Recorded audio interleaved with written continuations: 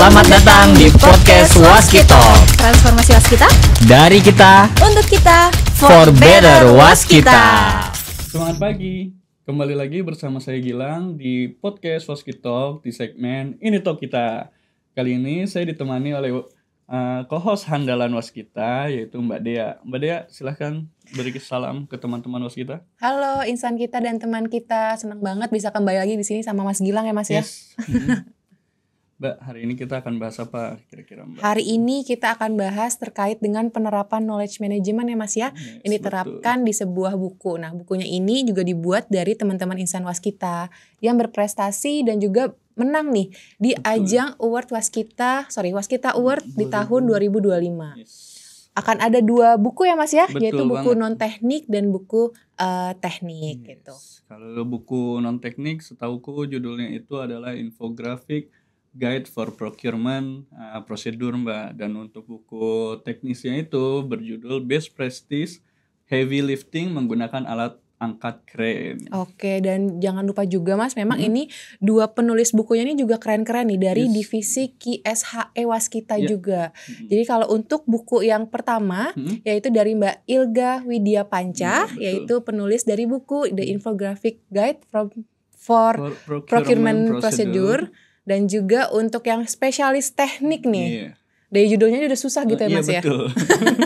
Dari Mas Rudi Setio Nugroho yaitu untuk penulis bukunya Best Practice Heavy Lifting Menggunakan Alat Angkat Crane.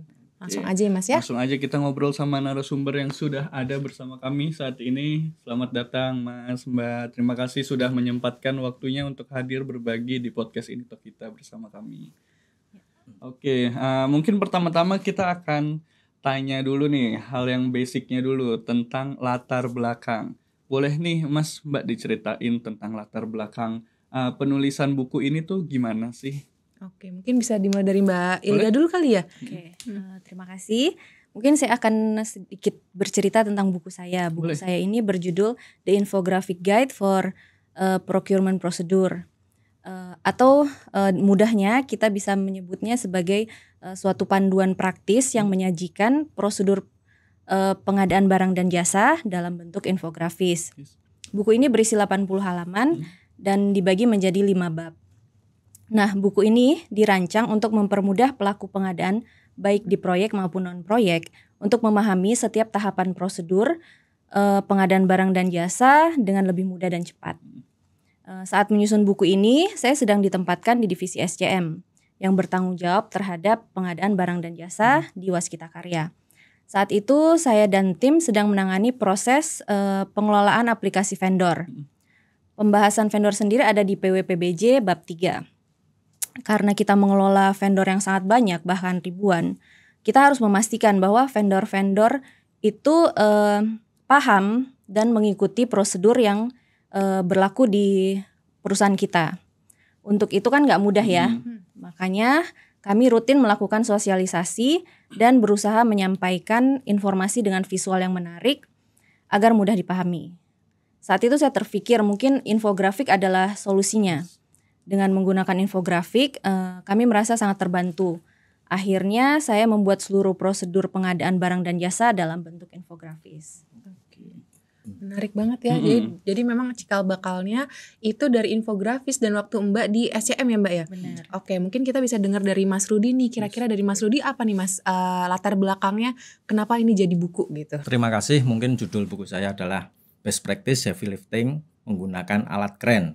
Di sini latar belakangnya itu sebagai media saya untuk menuangkan pengalaman selama proses pendampingan, dan memang pendampingan ini di passion saya di bidang jalan dan jembatan pastinya. Untuk kesempatan ini memang selama pendampingan saya dibimbing oleh expert secara internal maupun dari eksternal. Terutama yang di eksternal ada K2K juga yang membimbing saya untuk membukukan materi ini. Itu. Oke, jadi benang merahnya nih ya Mas dari pengalaman justru ya latar belakangnya dari Mas Rudi maupun Mbak Ilga nih dari pengalamannya masing-masing. sendiri ya. Dan ada masalah apa di pekerjaannya, tapi itu bisa menginspirasi buat ini mungkin informasi yang penting buat dibagiin ke teman-teman lainnya. Tapi aku juga lebih penasaran sama Mas Rudi nih kalau sekarang, karena kan bukunya teknis banget. Nah, aku tuh penasaran tentang standar internasionalnya nih. Apakah ada standar internasional yang dipakai dalam buku Mas Rudi kayak apalagi kan ini membawa alat berat. Terus kalau aku sebagai orang awam nggak kebayang nih Iya. tentang itu dan penasaran sih ada standar-standarnya nggak ya kalau tentang hal itu? Boleh Mas Rudi dijelaskan? Untuk standar internasional memang kami beberapa ngambil dari situ. Salah satu contohnya adalah PCSA yaitu Power Crane and Shovel Association. Di situ saya ambil batasan-batasan maksimum yang bisa dipakai atau utilization rate maksimumnya berapa. Kita ambil dari situ. Kemudian ada juga dari offshore standar. Di situ kami mengambil DAF. DAF itu damping amplification factor. Jadi kita tahu pengalinya berapa ketika dia di darat atau di laut, bahkan dia mengangkat beban berapapun di situ ada faktor pengalinya.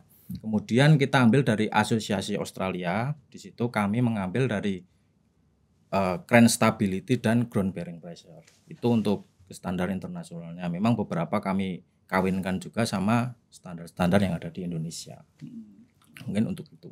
Jadi nggak bisa asal ya Mas ya? Benar, karena setauku ada juga tindakan-tindakan yang berbahaya ya Mas. Kayak misalnya erection girder itu dianggap beresiko tinggi. Nah itu boleh dijelasin nggak sih Mas tentang itu? Kalau untuk erection memang dianggap sebagai resiko tinggi karena secara teknis juga si contoh kren dia mengangkat beban yang memang sangat berat. Satu itu berpotensi juga untuk resikonya, kemudian bekerja di ketinggian itu pasti itu jadi penyebab kenapa itu disebut jadi resiko tinggi. Mas Rudi, aku sempat baca sedikit nih di buku Mas ada pembahasan tentang metode erection yang digunakan di jembatan. Aku mau tahu metode erection apa aja sih yang umum digunakan di jembatan Mas biasanya? Oke, di buku ini memang kami mengambil dari pengalaman di waskita. Memang ada 4 di sini menggunakan crane nomor 1, nomor 2 launcher gantry, nomor 3-nya portal gantry, yang terakhir incremental. Ini dari keempat metode itu kita menyesuaikan lokasinya di mana, barang yang diangkat itu seperti apa. Di situ ada detailnya masing-masing. Dan ada kayak misal contohnya kita menggunakan launcher gantry ketika di multispan. Multispan itu ada beberapa pilar, kita efektifnya pakai launcher gantry. Dan ketika misal kita menemukan CPR di atas 6 atau CPR-nya bagus, kita bisa menggunakan crane. Kalau incremental itu bisa diaplikasikan pada girder yang menggunakan baja atau SBG, steel box girder. Oke, menarik banget dari penjelasan Mas Rudi nih. Tapi aku juga penasaran juga sama penjelasan dari Mbak Ilga terkait dengan penjelasan buku non tekniknya nih Mbak. Jadi kalau dari perspektifnya Mbak Ilga sendiri gitu ya, kenapa sih Mbak Ilga memilih infografis gitu sebagai media penyajian prosedurnya? Oke, mungkin teman-teman juga pernah mendengar bahwa ada penelitian yang menunjukkan bahwa otak manusia itu lebih cepat memproses gambar daripada tulisan. Otak mengidentifikasi gambar selama 13 milidetik, sedangkan untuk memproses tulisan atau membaca membutuhkan waktu 150 sampai 300 milidetik per kata. Jadi kenapa saya menggunakan infografis? Salah satunya karena infografis memiliki kekuatan visual untuk menyederhanakan informasi kompleks menjadi lebih mudah dipahami. Dengan infografik, pelaku pengadaan dapat melihat gambaran besar sekaligus memahami detail prosedur tanpa harus menyaring teks panjang. Ini tidak hanya mempercepat pemahaman, tapi juga dapat membantu dalam pengambilan keputusan yang lebih tepat. Oke, jadi memang dari gambar ataupun infografis aja tuh kita udah bisa tahu, oh kira-kira nih maksudnya tuh apa, meaningnya apa gitu ya Mbak ya? Iya benar. Jadi lebih cepat gitu untuk mencari, oh kemarin saya mencari prosedur ini, oh kemarin kan gambarnya begini atau warnanya begini, jadi lebih cepat. Oke, jadi recall memorinya pun juga lebih cepat gitu ya Mbak ya? Oke, Mas Rudi ini juga cukup penasaran juga nih, kira-kira setiap nyusun buku tuh kan pasti ada tujuannya ya. Tujuan yang diharapkan dari penyusunan lifting plan dalam pekerjaan heavy lifting nih apa sih Mas? Oke, dari tujuannya itu untuk mematangkan persiapan dan perencanaan, karena memang dari perencanaan itu kita sebagai acuan untuk di lapangannya. Contoh lagi kalau misal kita menggunakan crane, kita harus menghitung nih bebannya berapa, radiusnya berapa. Nah, nanti di praktek di lapangan harus sama sesuai perencanaan dan perhitungan. Makanya di buku ini saya detilkan langkah-langkahnya apa aja dan do and done-nya juga kami sampaikan juga di situ. Berarti do and dance-nya juga ada, dan juga sebenarnya tujuannya untuk kembali lagi kalau persiapan perencanaan itu nggak mateng, nanti takutnya ujung-ujungnya malah makin fatal gitu ya Mas ya. Betul, Oke. iya. Malah justru menarik banget nih Nah, Mas. Mungkin karena basicnya Mas Rudi juga kisi kali. Iya, jadi sangat safety penting first. perencanaannya.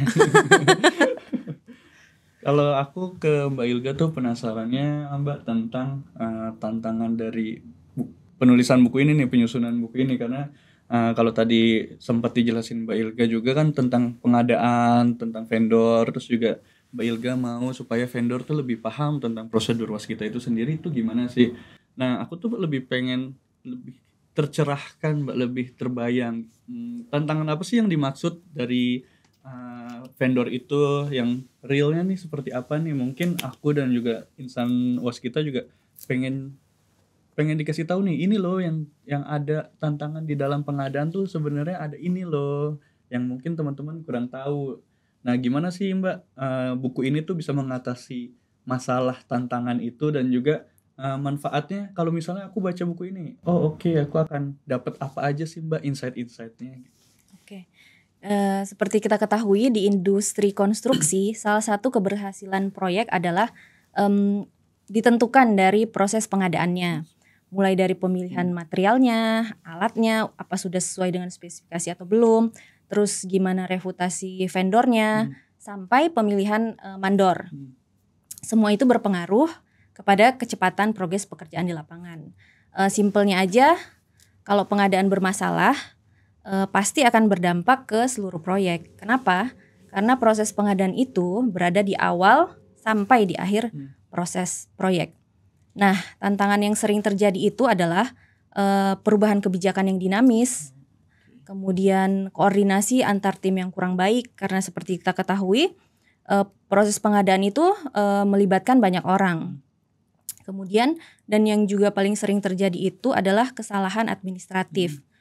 Banyak pelaku pengadaan itu kurang paham pada tahapan proses pengadaan, karena informasi seringkali disajikan dalam bentuk teks panjang yang terlalu teknis. Nah, disinilah infografik berperan sangat penting. Dengan infografik, informasi yang rumit dapat disajikan dalam bentuk yang lebih visual, sistematis, dan mudah dipahami. Penggunaan elemen seperti diagram alur, penambahan ikon yang lucu dan menarik, dan paduan warna yang sesuai membantu memperjelas tahapan yang harus dilakukan. Bisa saya katakan, manfaat dari panduan visual dalam buku ini sangat nyata. Pembaca, terutama pelaku pengadaan, bisa lebih cepat memahami prosedur tanpa harus membaca dokumen panjang berulang kali. Selain itu, infografik meningkatkan daya ingat dan mempermudah pencarian informasi saat diperlukan. Setuju banget sih Mbak, karena aku juga punya basic sebagai graphic designer, dan aku mengerti ini kenapa Mbak bilang gambar tuh lebih menarik, karena aku ada di bidang itu kali ya. Jadi menurutku bener banget apa yang Mbak Ilga sampein. Jadi cepet nangkepnya gitu ya Mas ya, Betul, kalau kayak dari gambar ya. Pasti kan kayak misalnya kita ada penyuluhan, pasti yang keluar ada poster dan infografis kan, dibandingkan tulisan panjang. Itu kan tujuannya juga supaya lebih mudah dipahami seperti yang Mbak Ilga bilang. Jadi aku setuju kalau buku ini pasti akan memudahkan kita dalam memahami proses yang panjang itu. Aku cukup penasaran nih, kalau tadi kan kita sudah ngomongin mengenai terkait dengan latar belakang ya, kenapa ngebuat buku ini. Tapi ada satu unsur instruksi yang belum bisa kita diceritakan gitu ya Mas ya. Jadi kira-kira apa sih sebenarnya Mas yang memotivasi, mungkin dari Mas Rudi dulu gitu ya, boleh ceritakan motivasi Mas Rudi gitu menyusun Berpartisipasi di ajang Waskita Award ini ya untuk penyusunan buku. Betul. Kalau untuk motivasi, memang motivasi saya untuk berbagi dan menghadirkan solusi secara best practice di lapangan. Kadang kita ditanya nih sama teman-teman, Mas ini solusinya seperti apa? Memang di lapangan itu dinamis, tidak itu aja pertanyaannya. Ya, jadi dari pertanyaan itu coba kami carikan jawabannya, terus kami bukukan. Intinya buat nanti ke depan teman-teman untuk mengimplementasikannya secara baik dan benar. Kalau Mbak Ilga apa nih Mbak kira-kira motivasinya Mbak? Kalau saya menulis buku bukan sekedar untuk membuat buku ataupun khusus untuk mengikuti Waskita Award. Tetapi karena saya melihat ada permasalahan yang perlu dipecahkan, yaitu bagaimana prosedur pengadaan bisa lebih mudah dipahami dan diterapkan dengan sebaik-baiknya. Jika kita melihat suatu masalah atau ada sesuatu yang menurut kita perlu diperbaiki, itu bisa menjadi alasan kuat untuk kita menulis. Adapun keputusan untuk berpartisipasi dalam Waskita Award bukan hanya sekedar ajang kompetensi, tapi sebagai kesempatan untuk berbagi gagasan dan inovasi yang saya yakini dapat memberikan manfaat nyata bagi perusahaan. Oke, kalau tadi terkait dengan motivasi ya Mas ya, mungkin ada nih kayak mungkin harapan-harapan gitu ya Mas bilang ya. Penasaran sih Mbak dan Mas, kayak harapannya apa sih untuk pembaca ketika membaca ini? Apakah oke paham atau ada harapan-harapan yang lebih jauh gitu, atau kayak misal Mas Rudi tentang berharap semoga yang di lapangan semua aman gitu, atau apa sih yang harapan-harapan dari Mas dan Mbak yang ada gitu untuk pembaca buku ini? Boleh dari Mbak Ilga? Oke.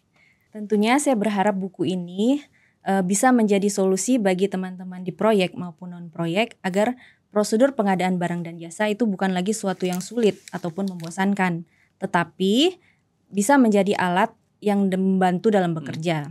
Karena pada akhirnya sebuah prosedur itu diciptakan bukan hanya untuk dihafal, tapi agar diterapkan. Dan saya juga berharap buku ini tidak hanya menjadi referensi dalam memahami prosedur pengadaan, tetapi bisa menginspirasi insan waskita untuk mulai menulis dan berbagi ilmu. Karena setiap pengalaman dan wawasan yang kita miliki bisa bermanfaat bagi orang lain jika disampaikan dengan cara yang tepat. Oke, kalau Mas Rudi sendiri nih? Mungkin harapannya dari buku ini bisa dikatakan mirip sama Mbak Ilga atau bahkan sama. Dari Mas Gilang juga tadi menyebutkan bahwa mengutamakan keselamatan, keamanan itu pasti. Dan yang lebih jelasnya, lebih detailnya lagi di buku ini bisa jadi pedoman teman-teman di lapangan pastinya ketika khususnya di heavy lifting, ketika ada problem apa solusinya. Mudah-mudahan di buku ini bisa menjawab permasalahan yang ada di lapangan. Aku punya pertanyaan tambahan nih Mas dan Mbak. Aku percaya menulis itu adalah tuangan dari pikiran yang runtut, yang rapih gitu.